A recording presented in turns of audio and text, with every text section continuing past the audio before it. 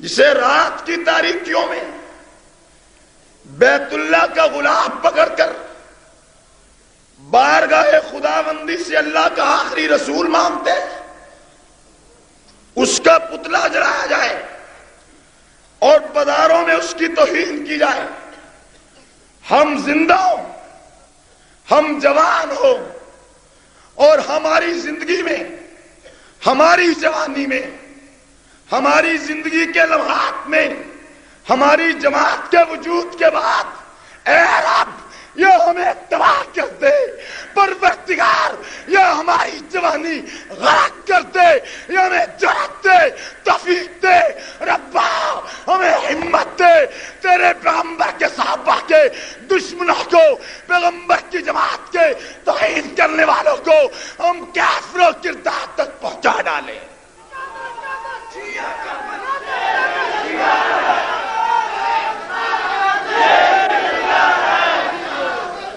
یہ کام،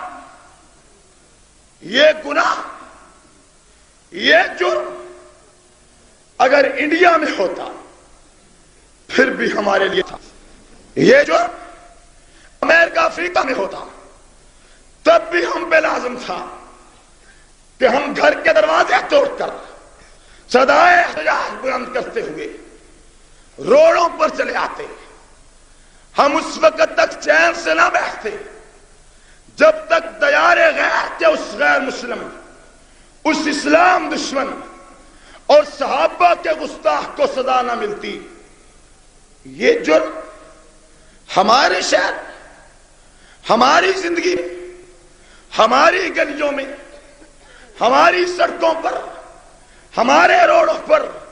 اتنا بڑا جرم، اتنی بڑی زیادتی ہو جائے، عارف والا کے لوگوں میں کچھ نہیں کہتا، میرا ایک سوال ہے، محشر کے روز حبیب کبریا نے اگر یہ سوال کر لیا، اور حوض کوثر کے متمنی بن کر آنے والوں، تمہارے گلی کوچوں میں میرے صحابہ کے پتلے جلتے رہے اور تم نے کیا کیا؟ مجھے بتلا، جواب کیا ہے؟